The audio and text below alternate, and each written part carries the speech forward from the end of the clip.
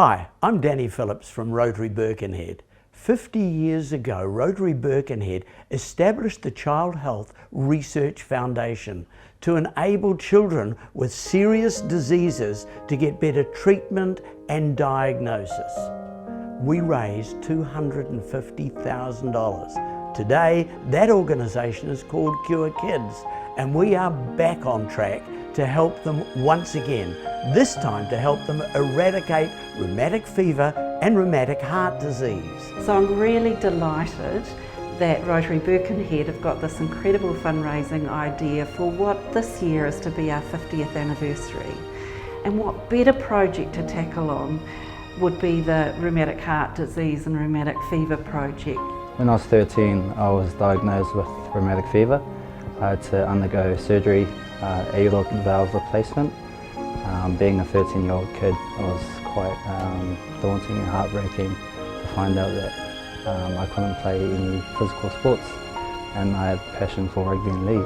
Māori and Pacific Island children are 50 to 120 times more likely to contract rheumatic fever in New Zealand. Last year we saw how the nation pulled together for COVID. We should be doing exactly the same thing to prevent this completely preventable illness. The biggest moment of my life after contracting rheumatic fever was when I got the phone call from Tāna Umanga, officially letting me know that I was part of the Auckland Blues team. I remember answering and saying, "Tāna who?" Because I didn't know any of my friends or didn't know of any other Tāna. They're not thinking that it's the legend himself, Tāna Umanga. So yeah, it was quite funny to meet him in that way. Last year, Cure Kids put together a collaborative effort with all of our brilliant researchers, the best of the best, to look at the ways that we can prevent, treat and cure rheumatic heart disease.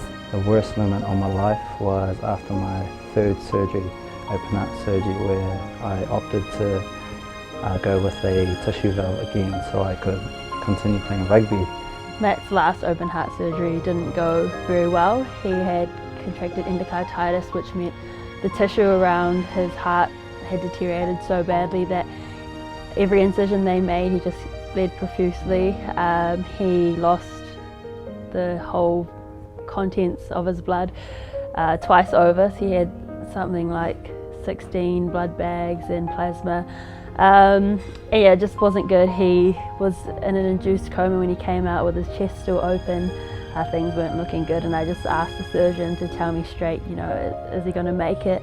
Give me some numbers, and he said probably a 20% chance of waking up, so it was pretty hard seeing him like that. We committed to funding 6 really robust research projects. But we need funding for them. So I'm so thrilled that Rotary Birkenhead, 50 years later, are still doing the great work in the community that they're doing.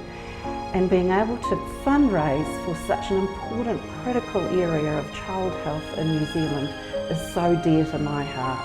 Research like this doesn't come cheap. We need your help. More importantly, the kids of New Zealand who are suffering need your help. It is time to end it now.